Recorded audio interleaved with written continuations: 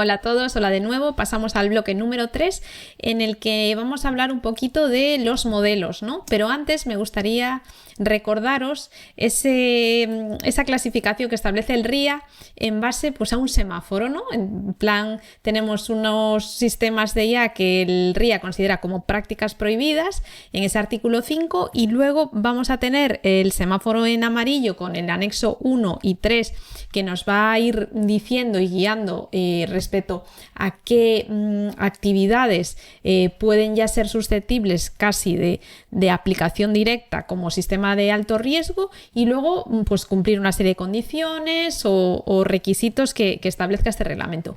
En este mismo anexo 3 vamos a tener como una exclusión del RIA y vamos a poder pues quizá añadir una salvedad respecto a todos aquellos sistemas que no planteen un riesgo significativo y evidentemente los que ni impliquen tampoco un perfilado de personas. Entonces podríamos escapar de alguna manera del cumplimiento de este reglamento si evitamos ese riesgo significativo a salud, seguridad, derechos fundamentales, medio ambiente, democracia, todo lo que nos articula en el artículo 1 como objeto de esta ley. Y luego nada, recordaros el riesgo limitado. Ahí vamos a tener una serie de obligaciones relacionadas con la transparencia y luego ya riesgo mínimo, forma voluntaria, no hay problema y nos centramos más bien ya en el artículo número 95. Esto simplemente era un recordatorio para tener claro que estamos en un reglamento con un enfoque de riesgos muy claro y delimitado y que sobre todo los sistemas de alto riesgo es el núcleo fundamental de todas las obligaciones que van a nacer a partir de aquí. Ahora vamos a centrarnos en el bloque en el bloque de los modelos, pero aquí os realizo una pequeña ilustración para que podáis situar ese concepto quizá abstracto de alguna manera entre modelo y sistema, que a veces no encajamos muy bien realmente de qué se trata. Entonces, a primera vista aquí de forma visual podéis ver que un modelo fundacional, ese modelo de IA es aquel modelo en el que se entrena con un gran volumen de datos y es capaz de generalizar en un montón de actividades, ¿no? Y en cambio el sistema de IA ya lo reducimos a esa aplicación basada en un modelo de IA, es una aplicación práctica y siempre que tendría que existir una interfaz de usuario para poder usarlo. Entonces, si modelo fundacional consideramos que es un GPT-5, imaginaros, el sistema de IA va a ser ese chat GPT, esa interfaz en la cual yo me comunico con el LLM, ¿vale? Entonces, simplemente es como una aproximación para que lo tengáis claro. Vamos a entrar ya de lleno en lo que el reglamento entiende por modelo de IA de uso general. Como podéis ver, aparece dentro de esa definición con riesgo sistémico. ¿Cuándo se cumple que un modelo de uso general es o pertenece a la categoría de riesgo sistémico? Pues cuando se cumplen una serie de requisitos que vamos a ver más adelante. Aquí os pongo las definiciones básicas para que podáis acudir a esos artículos y ver exactamente qué es lo que nos dice el reglamento. Modelo de IA de uso general, vale, pues vamos al artículo 3 donde tenemos 68 definiciones y entre ellas, en las 63 nos dice, vale, un modelo de IA de uso general es aquel en que es entrenado con un gran volumen de datos y tiene capacidad para generalizar y realizar múltiples tareas distintas y puede integrarse en diferentes sistemas o aplicaciones o usarlo directamente, ¿vale? Entonces eso va a activar una serie de obligaciones. ¿Qué pasa con los de uso general con riesgo sistémico? Ya nos vamos al artículo 51 y ya nos exige que se cumplan una serie de características y en obligaciones, además de cumplir las que vemos arriba de los modelos de IA de uso general, le vamos a añadir más obligaciones en el artículo 55. A modo de ejemplo, os pongo un modelo de IA de uso general, podría ser el GPT 3.5, pero ya uno con riesgo sistémico, automáticamente sería un GPT-5, ¿vale?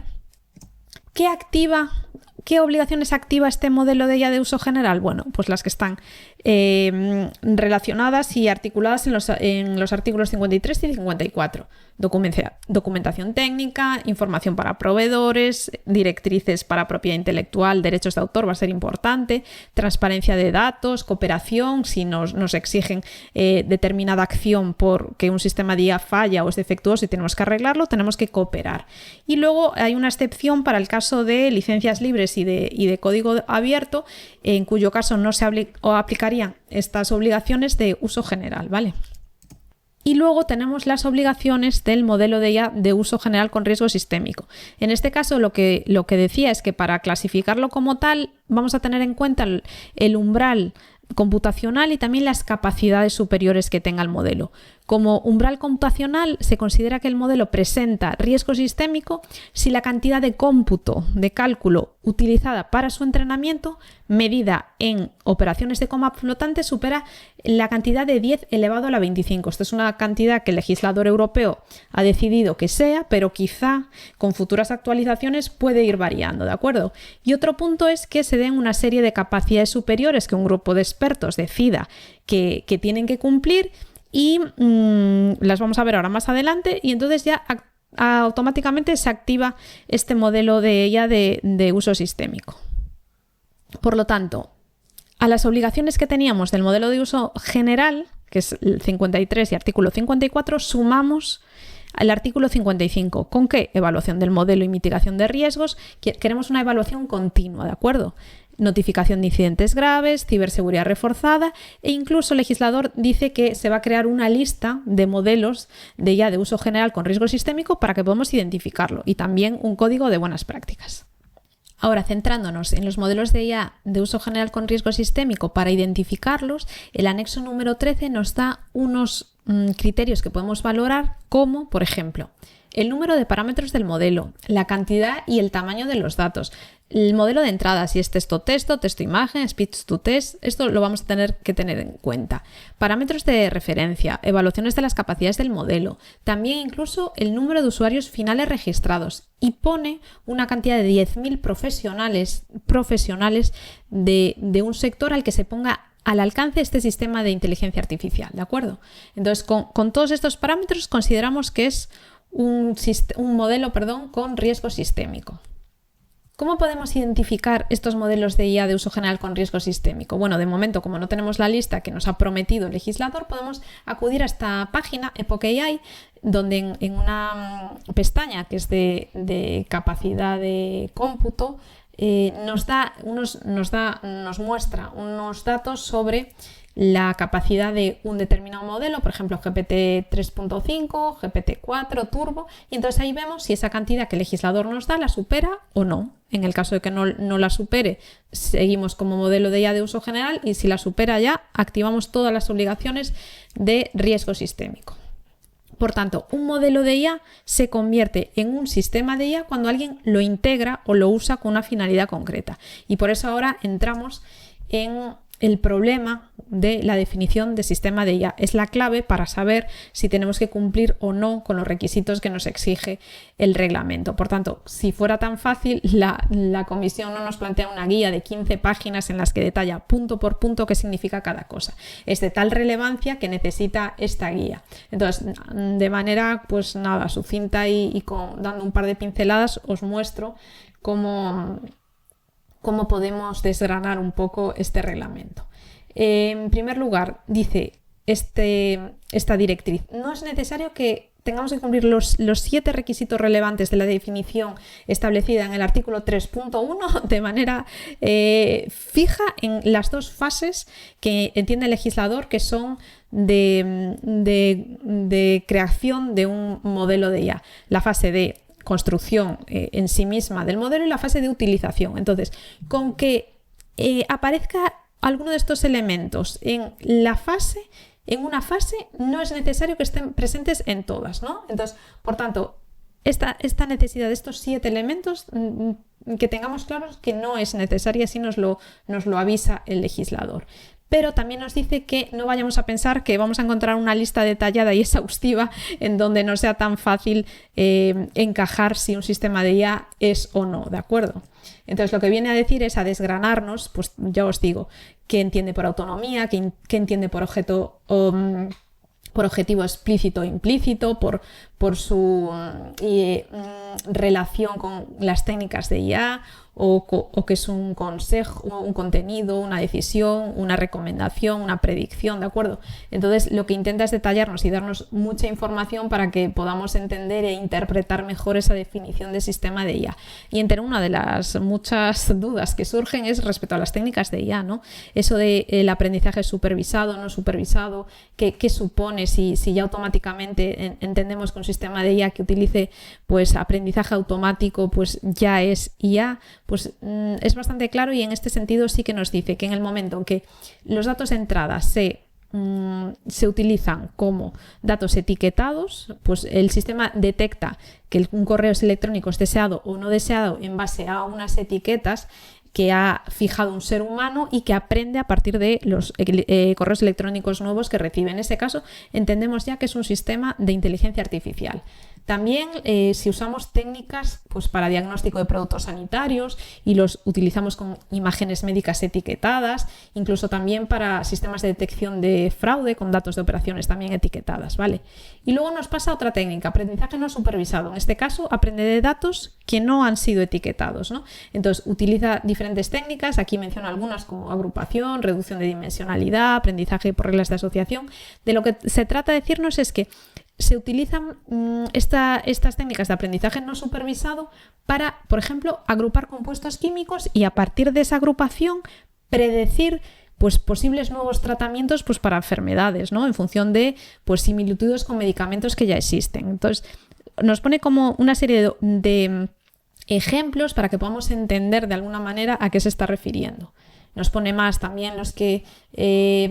las técnicas relacionadas con el aprendizaje por refuerzo, ¿no? Entonces ahí los datos aprenden a partir de su propia experiencia y como ejemplo nos pone recomendaciones de contenidos personalizados, esto nos suena, o el funcionamiento de vehículos autónomos. Son casos reales que entendemos. Y luego ya está el aprendizaje profundo, redes neuronales, que en ese tema también coincide y automáticamente ya lo considera un sistema de inteligencia artificial. Pero en toda esta amalgama de técnicas de IA nos dice que si bien todos estos sistemas se considerarían de IA por utilizar estas técnicas, hay una serie de sistemas que debido a su limitada capacidad para analizar patrones y ajustar de manera autónoma sus resultados de salida, no se considerarían sistemas de IA, ¿no?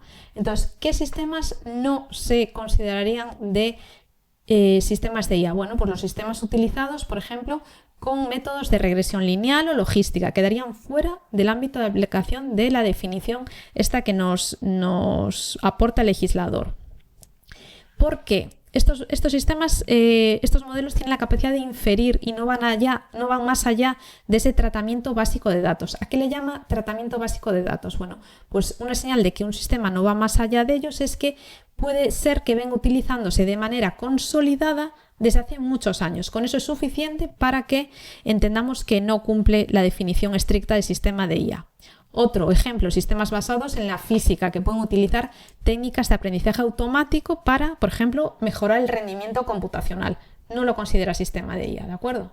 ¿Qué más? Definición que encaja con sistema de IA, pero aquí no se corresponde, pues un sistema de telecomunicaciones por satélite. Sí, lo consideramos sistema de IA, pero de acuerdo con el cumplimiento del artículo 3.1 del RIA, entendemos que no lo vamos a subsumir en este caso, ¿de acuerdo? Ejemplos, pues modelos de aprendizaje automático que puedan utilizarse para predecir el tráfico de red, optimizar asignación de recursos, el ancho de banda para repetidores de satélite, etcétera, ¿de acuerdo? Entonces, para que os deis cuenta que hay una serie de sistemas que tenemos que ver en detalle, que el regulador ya nos dice, no os preocupéis que esto no es sistema de IA para mí, aunque lo sea en otra parte, ¿de acuerdo?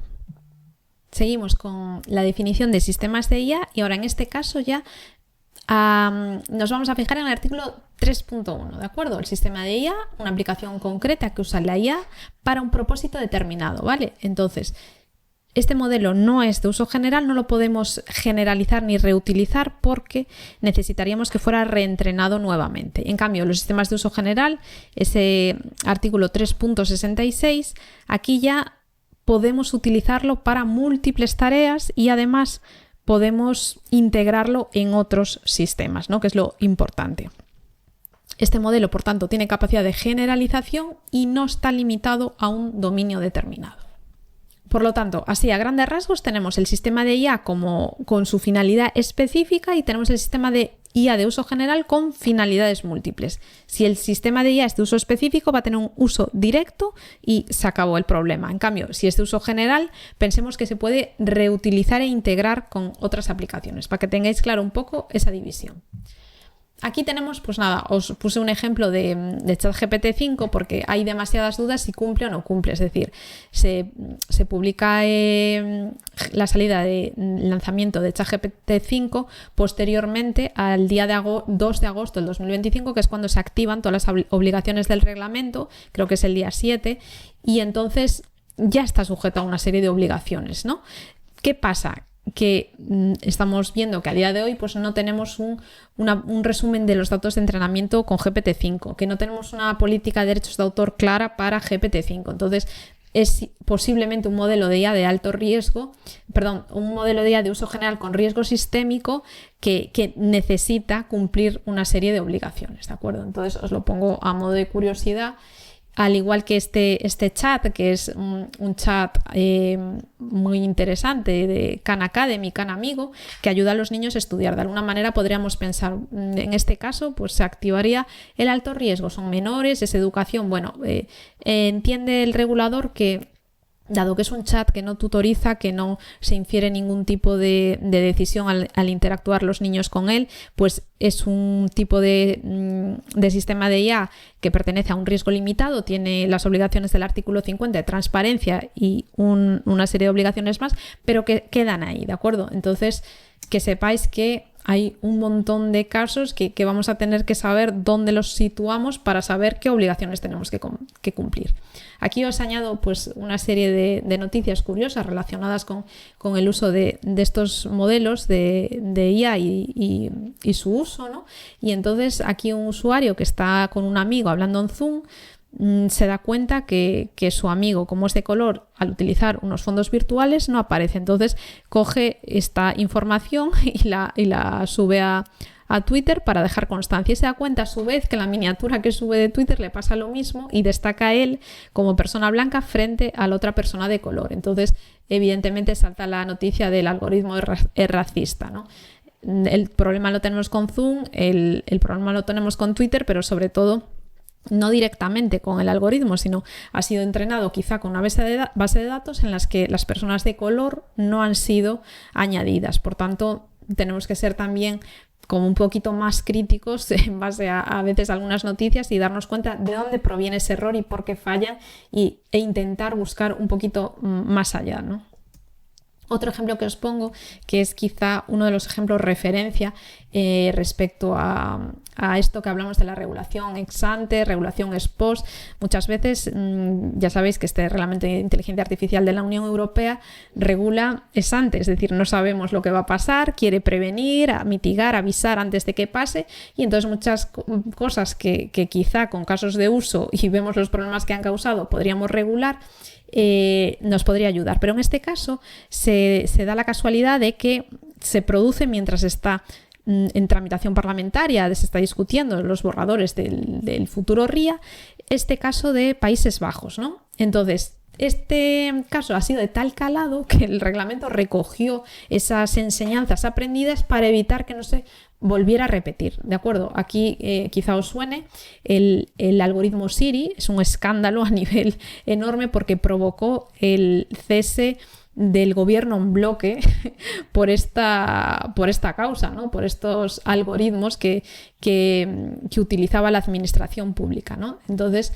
pues voy a explicaros un poquito y poneros en contexto de qué se trataba. ¿Qué era el sistema Siri? Este sistema Siri lo que era un algoritmo que detectaba fraude.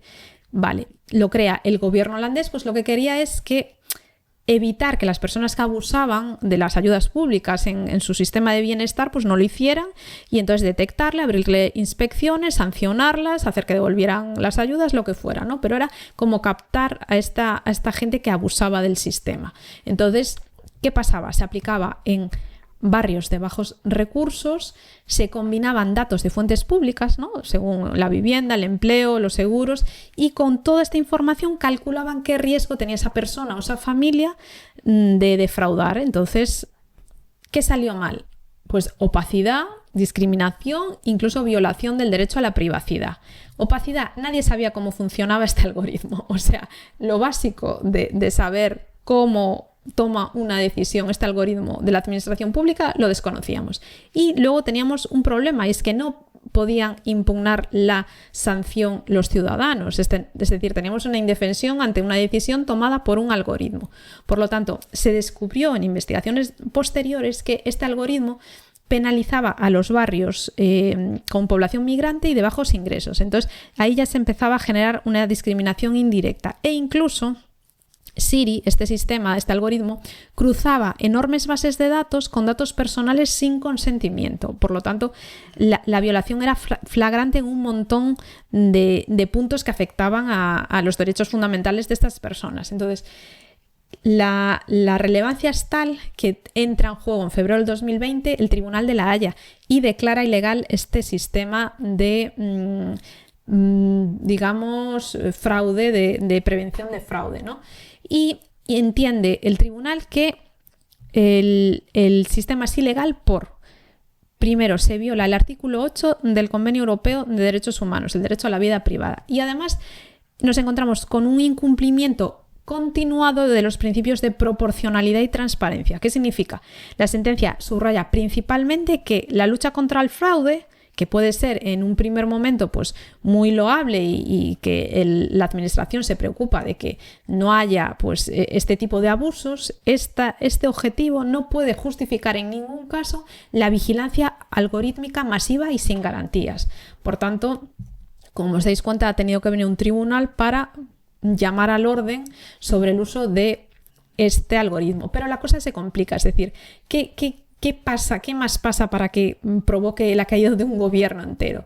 Bueno, pues que a raíz de esto se sigue investigando. Dice, bueno, si ha utilizado la administración un algoritmo, quizá no ha utilizado más. Pues efectivamente, se dan cuenta de que se usan más algoritmos, se usan en más agencias, y una que también llama poderosamente la atención es una relacionada con la autoridad tributaria. Entonces, imaginaos, tenemos otro escándalo a continuación, que es el de ayudas a la infancia. Es un escándalo de tal calado porque miles de familias, sobre todo de origen inmigrante, son acusadas falsamente, que aquí está la clave, falsamente, de fraude.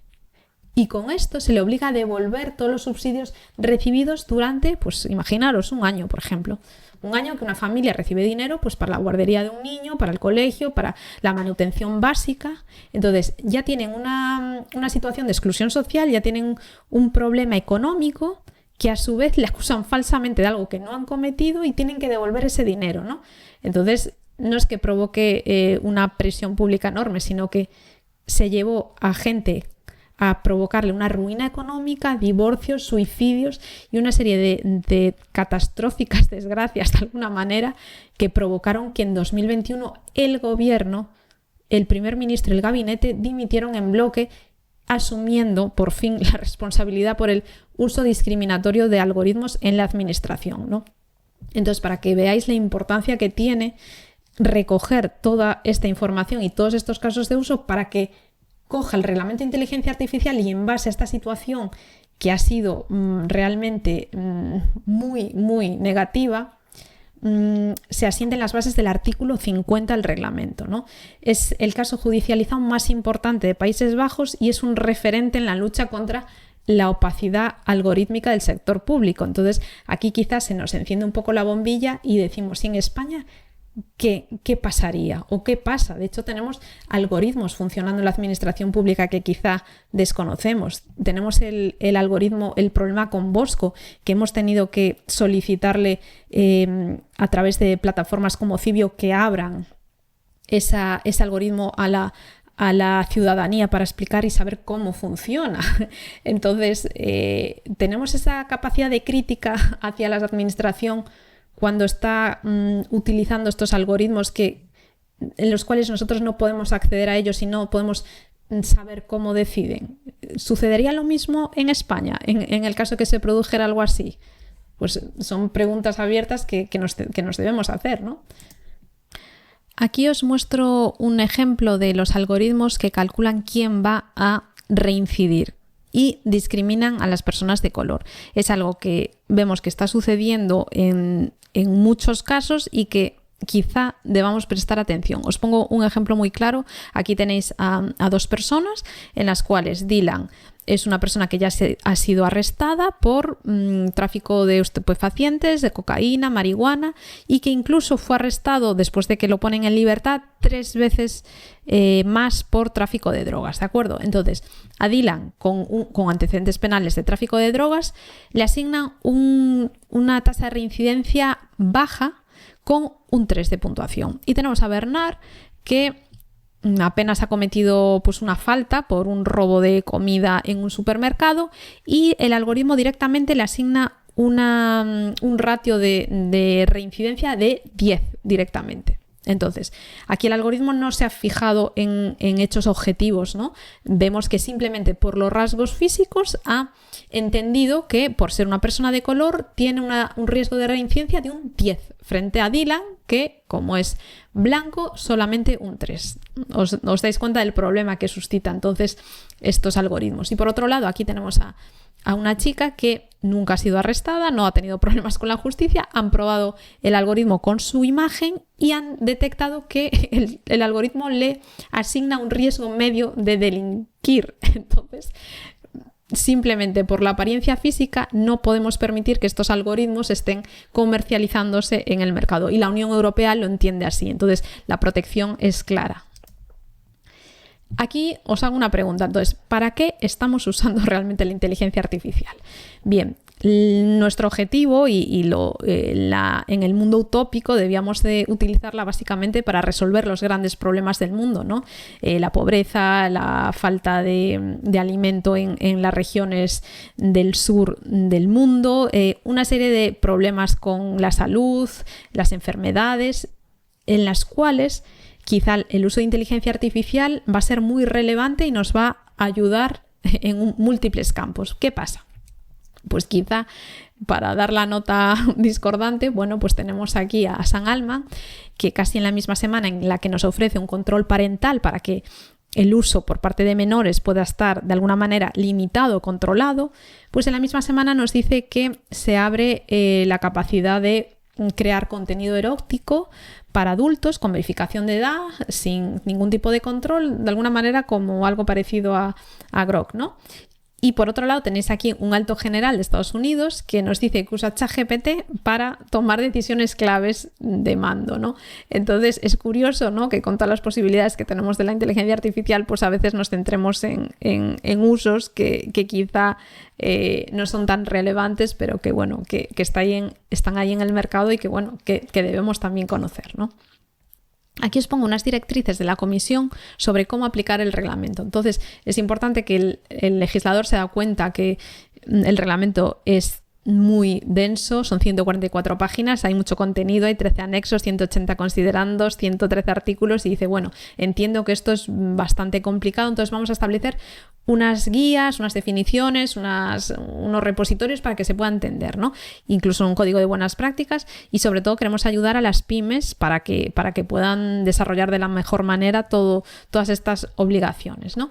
¿Qué pasa? Que nos encontramos que aunque tenemos ese marco, nos damos cuenta que tenemos también organismos de normalización que cumplir, ¿no? Y entonces nos aparece aquí los organismos autónomos, las autoridades notificantes, y tenemos pues a ISO. Aquí os seleccioné pues las relacionadas con inteligencia artificial, falta alguna más también.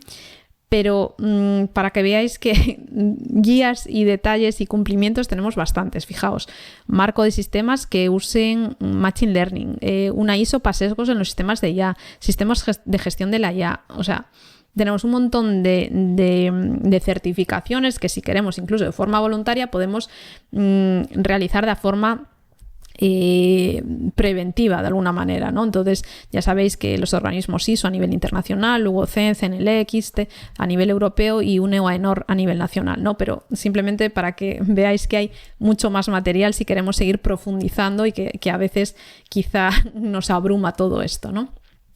Entonces, para eso el reglamento de inteligencia artificial dice, bueno, no os preocupéis, os voy a facilitar un cuestionario para que podáis ahí ir pulsando y seleccionando en qué fase estáis y así que podáis saber qué obligaciones tenéis que cumplir. Entonces, el problema de esto, digamos, la intención es perfecta porque nos va a ayudar. El problema es cuando a mí me hacen las preguntas y nos preguntan, bueno, vamos a comprobar.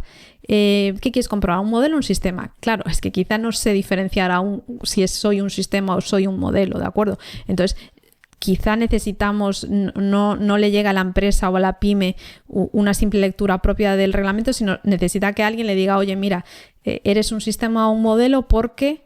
Y entonces se le explica, o eres tú el modelo fundacional o estás tú aplicando, estás realizando un uso específico de un modelo, entonces ya eres un sistema, pero es que como sistema estás afectando una serie de... os dais cuenta, se va complicando, vamos aumentando cosas. Entonces, no es tan fácil rellenar un cuestionario y ya saber qué es lo que tengo que hacer.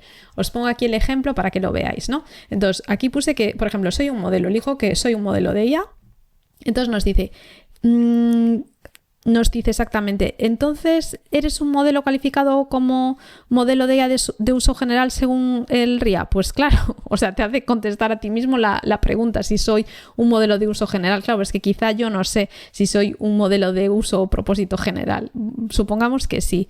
Entonces nos dice, de los siguientes statements, pues ¿cuál es el que corresponde? Claro, yo no sé si corresponde por altas capacidades o con riesgo sistémico, ninguno de los dos. ¿Os dais cuenta? No sois capaces de contestar la pregunta porque realmente no identificamos en qué apartado nuestro sistema se encuentra. Entonces es muy difícil que ante un cuestionario así sepamos contestar todas estas preguntas. Y aparte nos pregunta el rol. Quizá yo no sé qué rol tengo, o sea, soy proveedor pero implemento el sistema, no sé si soy importador, si soy distribuidor. Entonces ya os digo, no es fácil, es verdad que estamos en los inicios, tenemos que aprender todos, pero bueno, que a veces vamos a necesitar ayuda externa, seguro. En este caso puse que somos proveedor. Entonces automáticamente ya nos dice, vale, pues estás bajo el artículo 3 y como proveedor tu riesgo se encuadra en riesgo sistémico. Bueno, en parte es porque se lo he dicho yo, ¿no? Y entonces ya directamente lo que nos hace de alguna manera es resumir todas nuestras obligaciones, pero en base, digamos, ya exactamente a ese ejemplo que nosotros hemos proporcionado, ¿vale? El encaje no lo ha hecho él, sino en parte lo hemos hecho nosotros.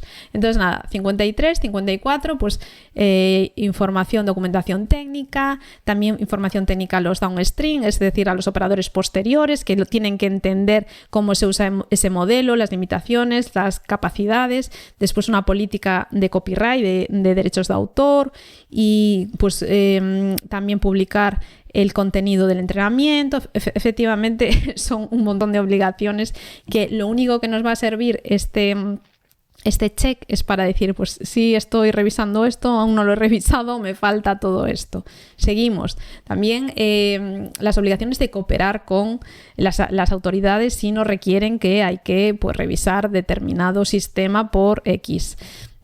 O si hay un representante autorizado. Después el artículo 55 nos suma a todas esas obligaciones anteriores, pues evaluar los riesgos, identificarlos, mitigarlos, traquear, documentar, reportar. O sea, la lista, como veis, es bastante extensa. Incluso asegurar una adecuada protección de ciberseguridad en base al uso de ese modelo. Entonces, lo único, ya os digo, os lista de manera más sucinta pues todas las obligaciones para no ir artículo por artículo, pero sin duda es bastante complicado.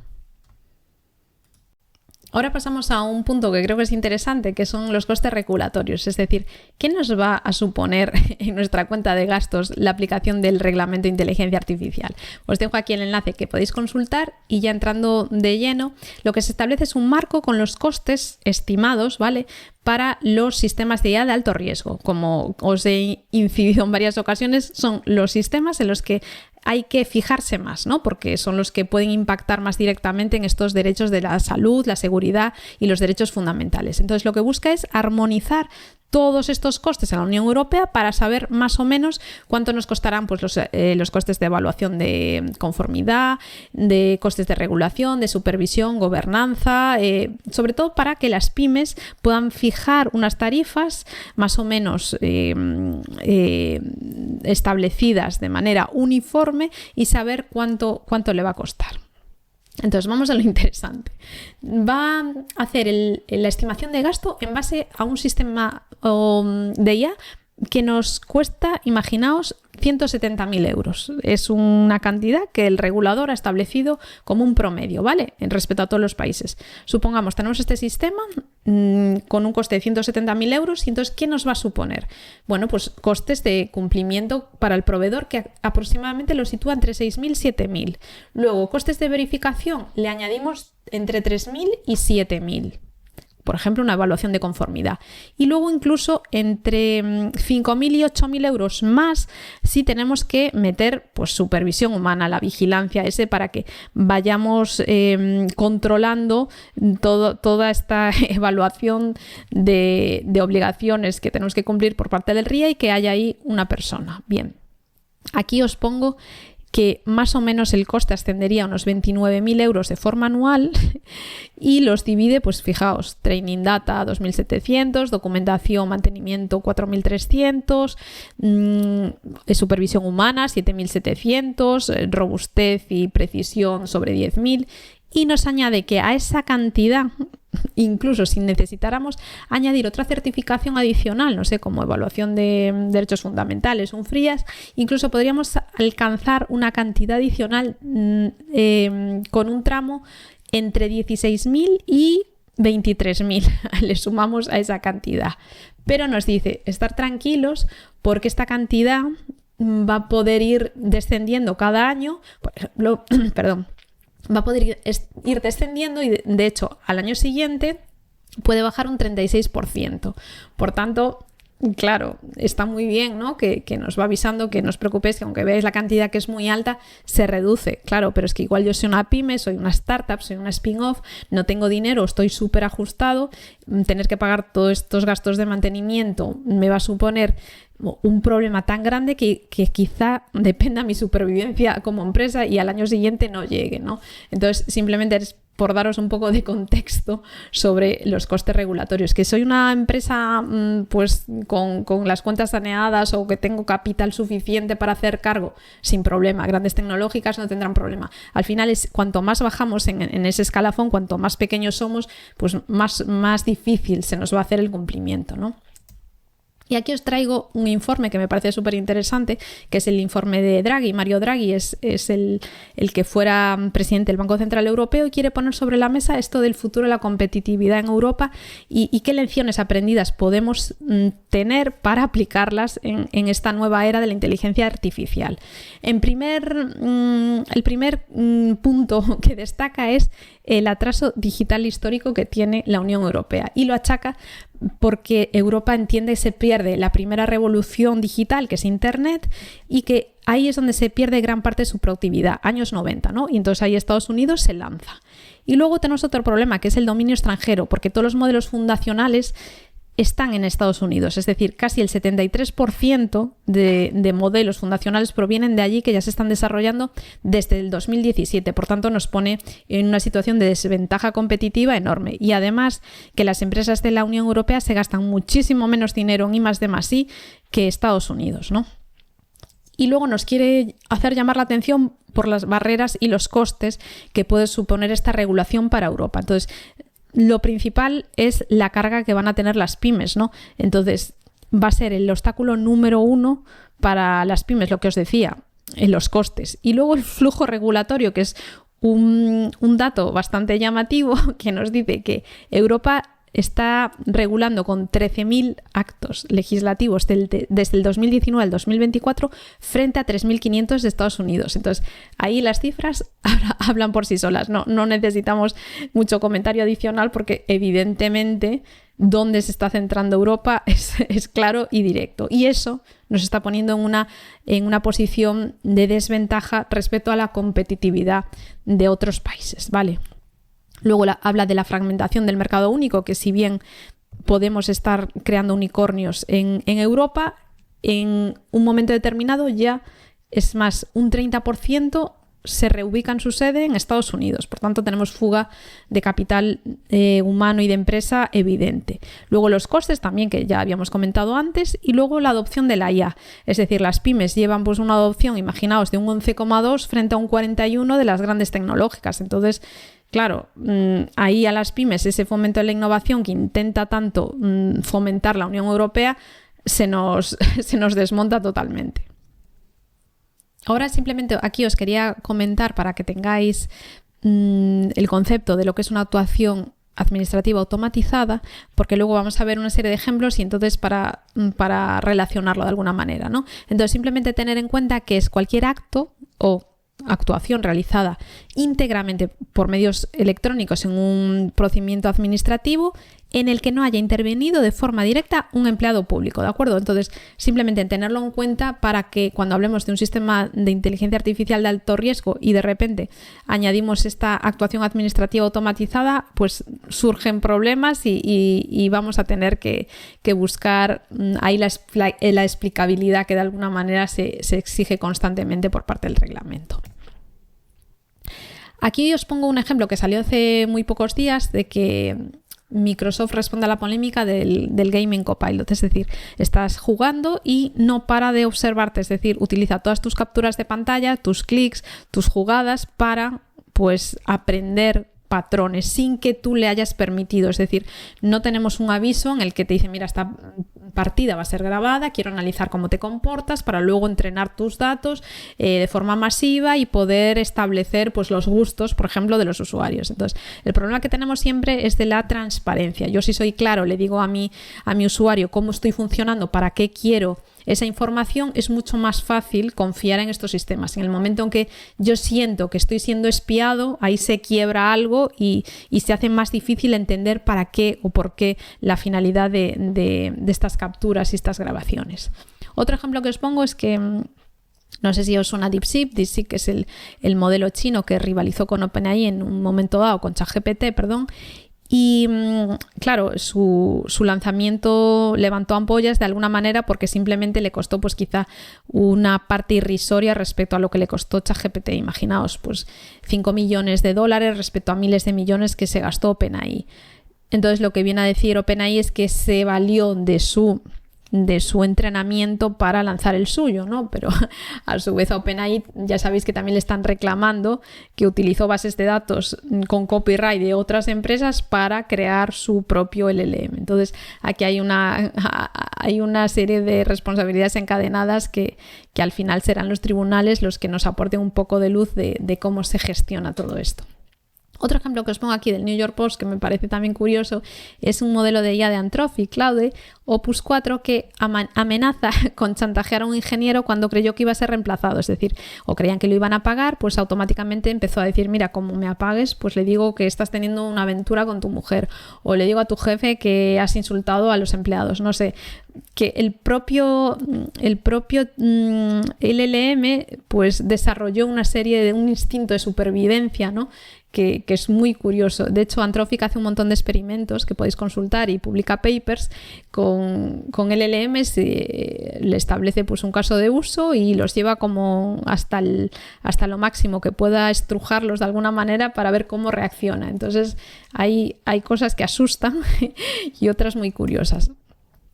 Aquí os pongo un modelo de OpenAI, el O3 o el O4 mini, que se niega a pagar cuando se le ordena. Es decir, de 100 veces que se le dice apágate, el 73% de las veces sabotea los mecanismos de apagado para evitarlo. Entonces, claro, esto suscita pues muchas dudas de realmente si es un sistema de inteligencia artificial pues por qué tiene esta necesidad de no ser apagado, ¿no? Nos recuerda un poco a HAL 9000 y esas películas de ciencia ficción donde la máquina desarrolla una conciencia propia y claro, la supervivencia es parte de ella.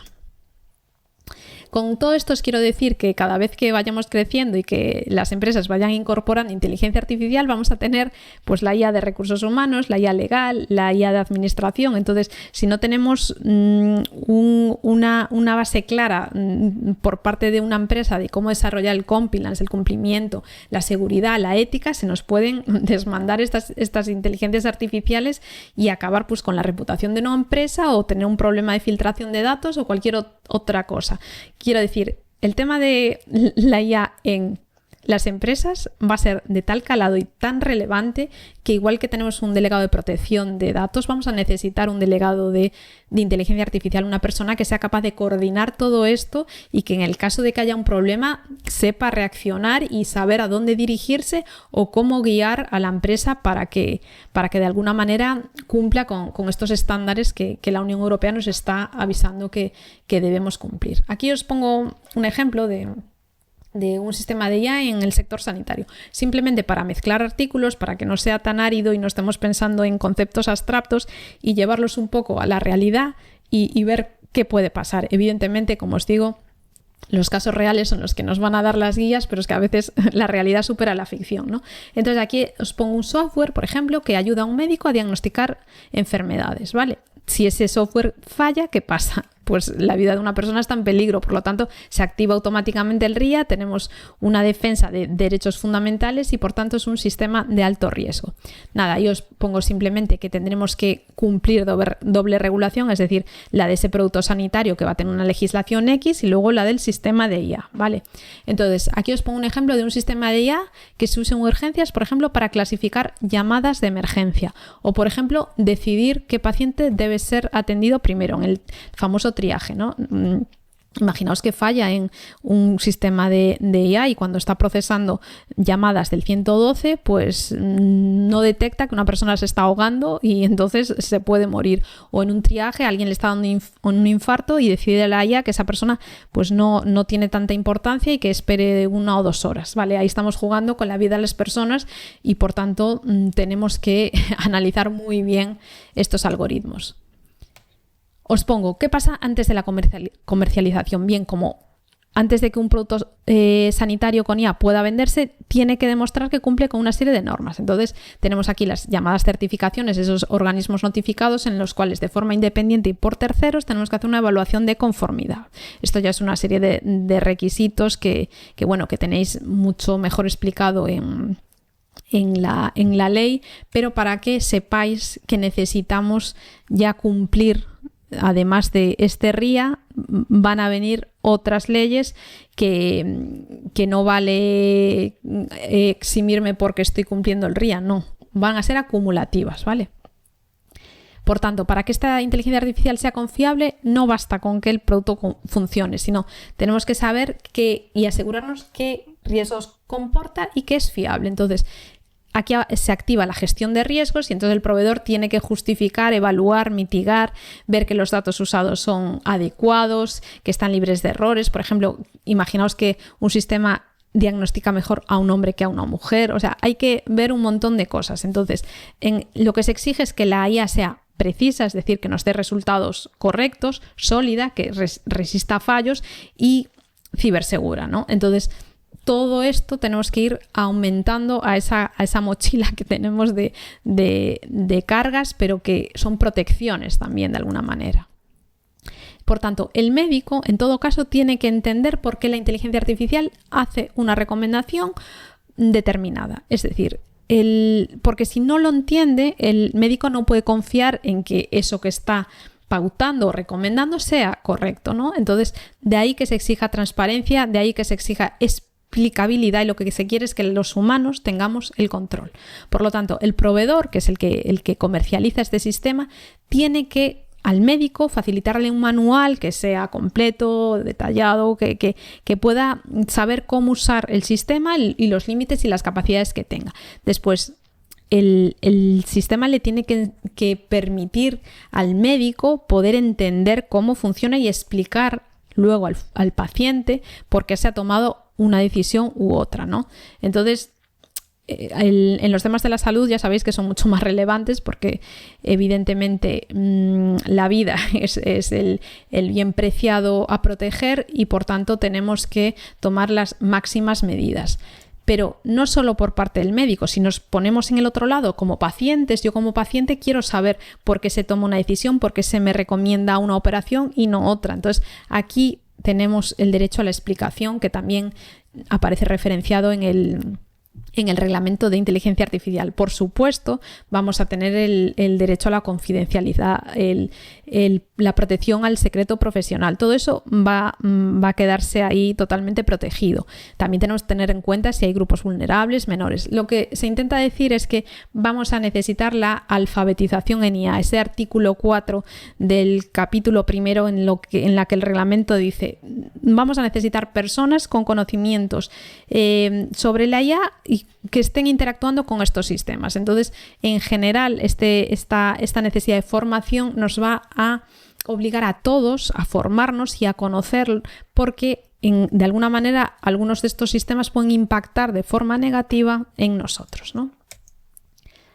Ahora pasamos al capítulo 7, que es el de datos y gobernanza de datos, que quizá no tenemos muy presente, pero esos datos, ese es el alimento, ¿no? del algoritmo. Si esos datos no son fiables, si esos datos contienen sesgos, si no ponemos datos de calidad, todo eso va a provocar que el sistema falle, que se amplifiquen los daños y claro, un perjuicio para todas las partes. Por tanto, se afana en el reglamento decir que es un pilar fundamental y que en la medida de lo posible todos estos datos tienen que ser representativos y estar libres de errores y ser completos, ¿no? Por lo tanto, necesitamos tener las propiedades estadísticas adecuadas en lo que se refiere tanto a personas como a colectivos. Aquí os pongo un ejemplo de un sistema de concesión automática de ayudas sociales. Imaginaos una consejería, por ejemplo, de vivienda, ¿vale? La vivienda es una prestación que se considera como un servicio esencial, ¿no? Por lo tanto, esta consejería pues implementa un sistema para conceder o denegar ayudas, ¿vale? Hasta aquí es muy fácil. El sistema informático recibe todas estas solicitudes y en base pues, a ingresos, padrón, pues, propiedad de bienes, etcétera. Sin que ningún funcionario aquí interactúe, el sistema decide si concede o deniega la ayuda, ¿vale? Hasta aquí correcto.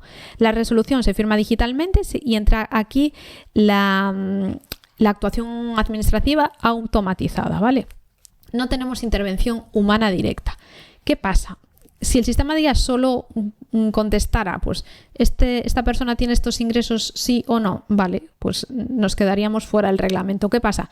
Que es que el sistema de inteligencia artificial aparece porque se utilizan algoritmos de aprendizaje automático para inferir un índice de riesgo o probabilidad de fraude del solicitante. Por lo tanto, no le voy a dar la ayuda social porque en base a los patrones X que he recibido, con los que he sido entrenado, entiendo que esta persona no es correcto darle la ayuda a la vivienda, ¿vale? Entonces, automáticamente estamos hablando de un sistema de alto riesgo y una concesión o una denegación en este ámbito va a tener un efecto en el medio de subsistencia de esa persona. Por tanto, se activa totalmente todas las obligaciones de sistemas de IA de alto riesgo. Entonces, como ya es de alto riesgo y trata datos personales, el proveedor y la consejería, que aquí sería el implementador, el responsable del despliegue, necesitan implementar efectivamente una gobernanza de datos rigurosa. Es decir, necesitamos que los datos sean correctos, es decir, que no se tengan en cuenta, imaginaos, grupos vulnerables o de género, que solo aparezcan solicitantes hombres. Un ejemplo extremo que estoy diciendo, ¿vale? O que se tomen decisiones en función de la afiliación sindical o tendencia política. Imaginaos que según la tendencia política el algoritmo dice, pues le doy el bono de la vivienda si pertenece a un partido político o no se la doy. Claro, todo esto es lo que tenemos que evitar, ¿no? No queremos que un algoritmo se comporte así. Por tanto, en este ejemplo, esta técnica de inferencia en la que el algoritmo decide conceder o denegar activa todas las obligaciones del RIA en cuanto a la calidad y gobernanza de datos. Y aquí tendríamos que poner especial atención en todas esas obligaciones que os he ido comentando anteriormente y que además por estar relacionado con un derecho fundamental, como en este caso el derecho a la vivienda, pues lo consideramos como sistema de alto riesgo. Aquí vamos a hablar un poco de cómo impacta la IA en el medio ambiente, ¿no? Tenemos el Foro Económico Mundial que nos habla un poco de esto. Sobre todo el problema de consumo masivo de recursos. Es decir, solo que hagamos una consulta a ChatGPT va a consumir 5 veces más electricidad que si hacemos una consulta en Google. Después nos pone la comparación con que entrenar un GPT-3 es el equivalente a 130 hogares americanos de consumo anual en electricidad. O, por ejemplo, si queremos generar imágenes, pues pensar que genera el 100% de vuestra batería de vuestro móvil con simplemente 1000 prompts, ¿vale?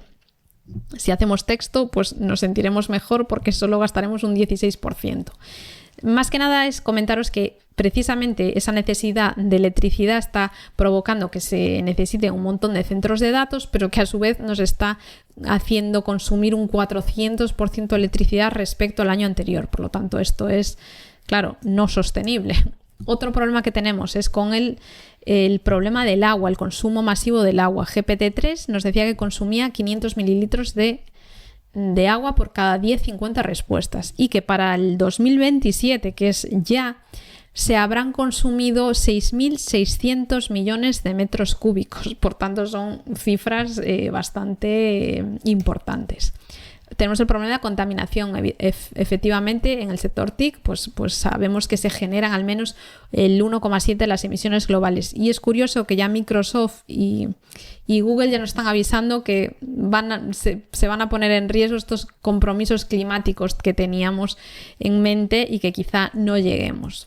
Y luego, lo que nos vienen a decir que es necesario desde el Foro Económico Mundial fomentar la cultura de la sostenibilidad. Y está muy bien, lo que pasa que recae quizá en involucrar a clientes y proveedores, recoger ideas de empleados, ¿no? El último eslabón de la cadena. Pero también nos tenemos que fijar que quizá si esas empresas desde el inicio hubiesen gestado todos estos modelos desde un valor claro a la protección del medio ambiente, quizá no nos encontraríamos en esta situación, ¿no?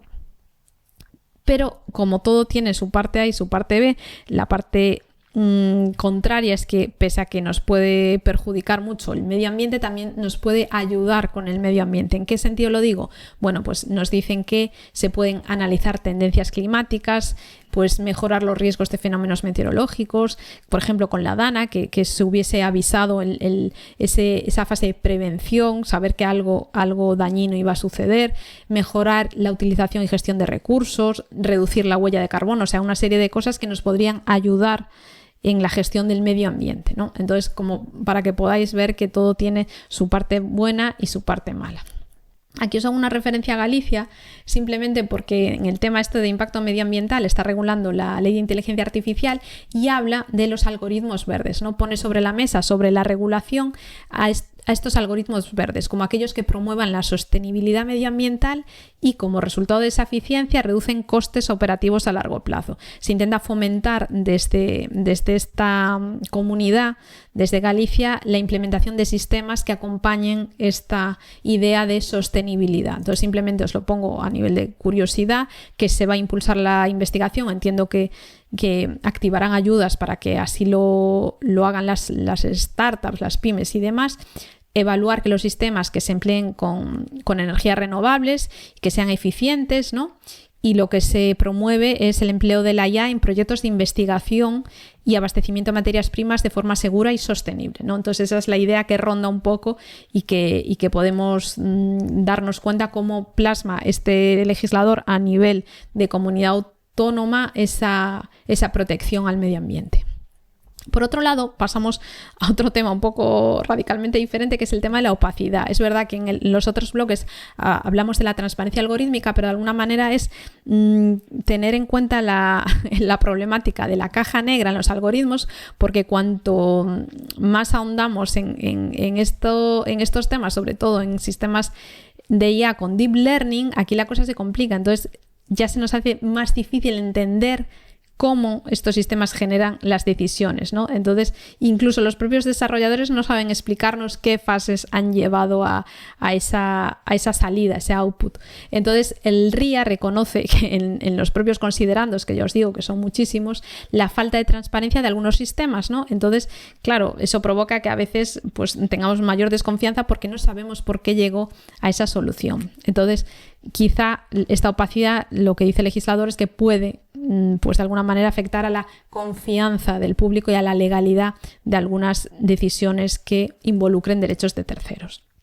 Por tanto, el reglamento sí aborda el tema de la caja negra y sobre todo en su artículo 13. Lo que quiere es fomentar pues, los algoritmos de caja blanca, que son los interpretables, los que el legislador les gusta, pero entiende que otros muchos son necesarios con también altos niveles de precisión y por tanto no podemos desterrarlos simplemente porque no entendamos por qué no funcionan, sino simplemente que hasta en la medida de lo posible tenemos que detallar de la forma, aunque sea limitada, cómo funcionan, ¿no? Entonces, pues nada, hay obligaciones como instrucciones de uso, la información pertinente, qué conjunto de datos se utiliza, validación, prueba, toda una serie de obligaciones. Por tanto, ¿qué podemos hacer para luchar contra esta opacidad? Pues lo que dice el reglamento es la trazabilidad.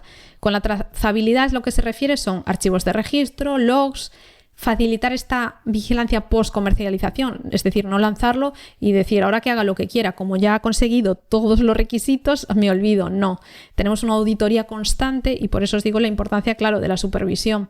Entonces, aparece también aparte de la trazabilidad, el derecho a la explicación, esa que hablábamos en los productos sanitarios. El paciente tiene derecho a saber, a que me dé una explicación de por qué se ha tomado esta decisión. Entonces, el artículo 86 ya nos da, pues, la pauta para saber que necesitamos también explicaciones sobre estos sistemas de inteligencia artificial.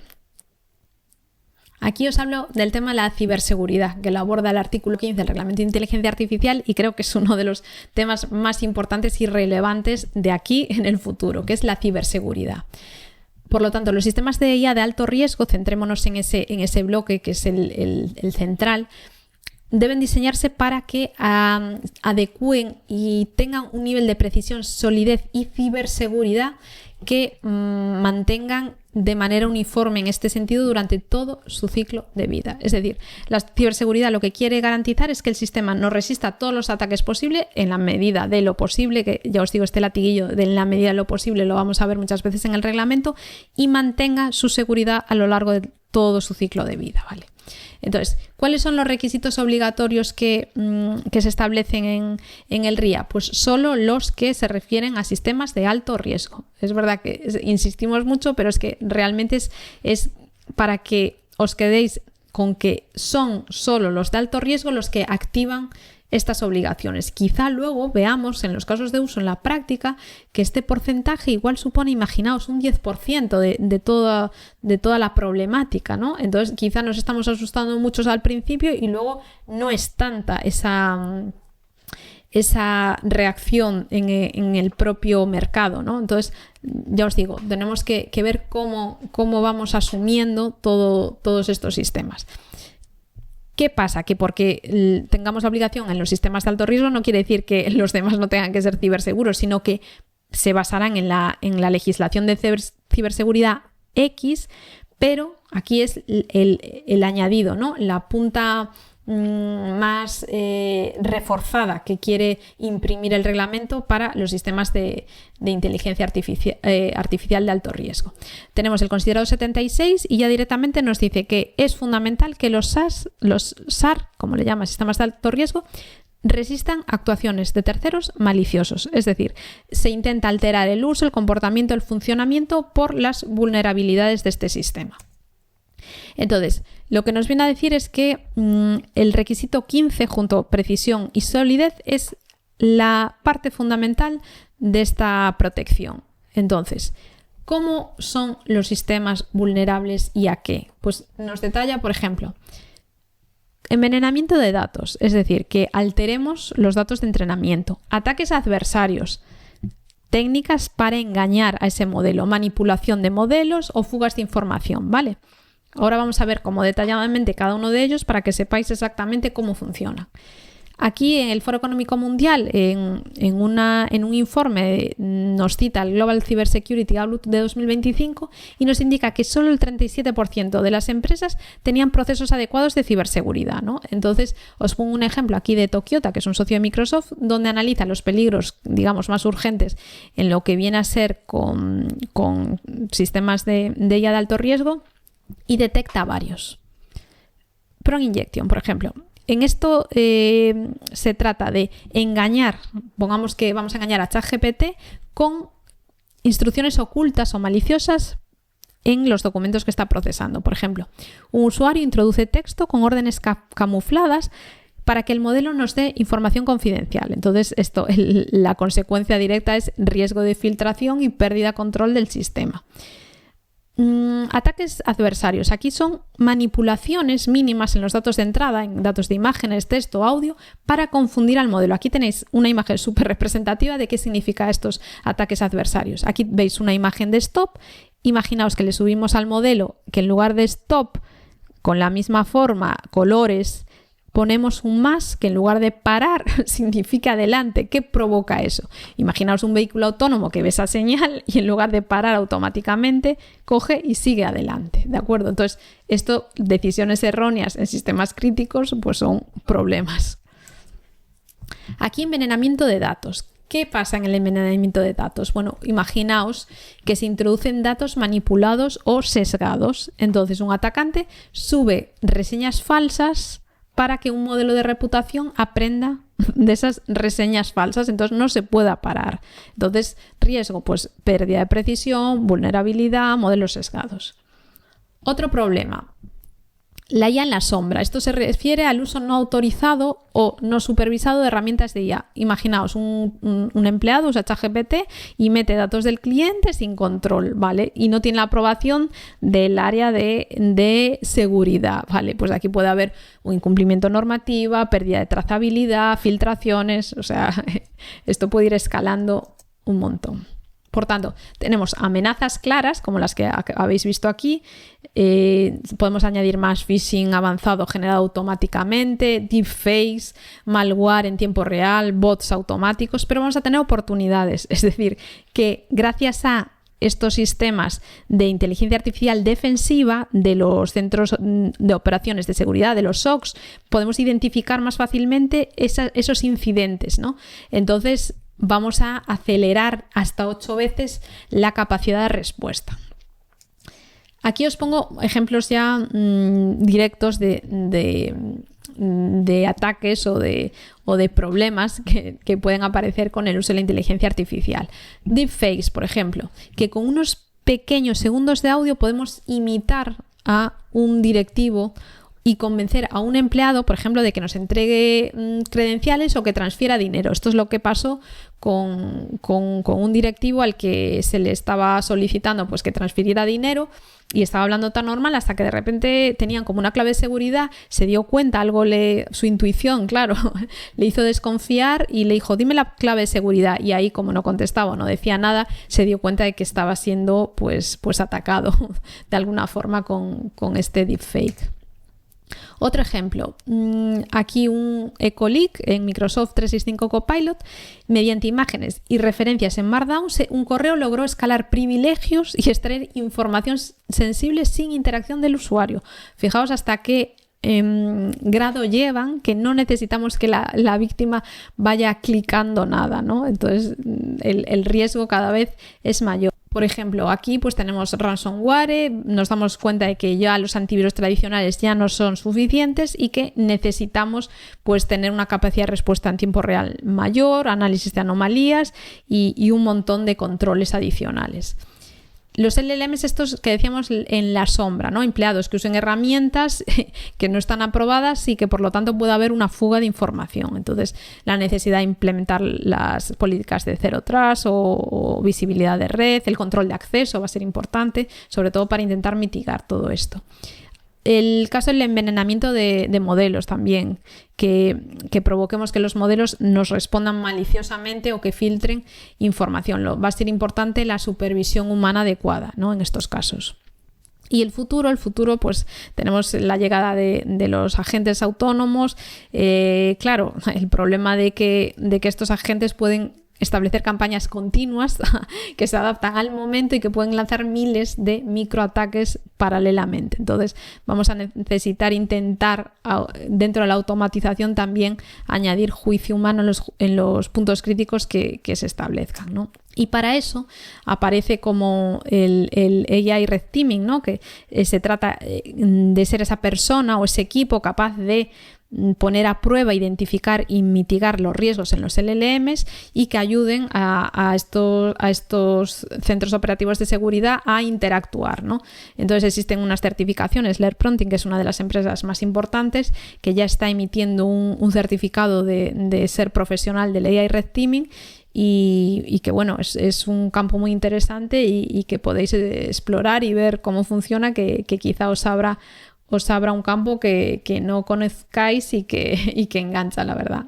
De hecho, tenemos aquí la Agencia de la Unión Europea para la Ciberseguridad, ENISA, para todo lo relacionado con las dudas con la implementación de la inteligencia artificial, pues podemos acudir a ella, hacer consultas, también publican guías, directrices, toda información es poca, sobre todo en este momento en el que estamos interactuando por primera vez con sistemas y modelos que desconocemos.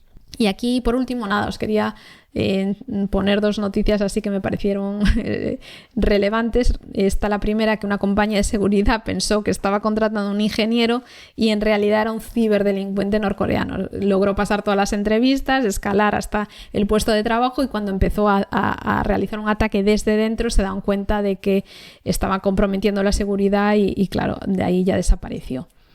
Y otra noticia también, la verdad, no alarmante, porque ya hemos visto en algunos chats que empieza a resonar, pero esta es muy reciente, es de hace 2 días, ¿no? Entonces nos está avisando que la IA podría estar desarrollando un instinto de supervivencia sin que sus creadores lo adviertan. Entonces, nada, como cierre de este bloque, podemos quedarnos con esta reflexión abierta y más que nunca pues pensar si realmente toda esta regulación nos va a servir de algo, si van a llegar sistemas que están desarrollando ya directamente un instinto de supervivencia. Parece muy de ciencia ficción, muy de película, pero ya os digo que estamos en un momento apasionante y que vamos a tener casos de uso muy, muy, muy llamativos.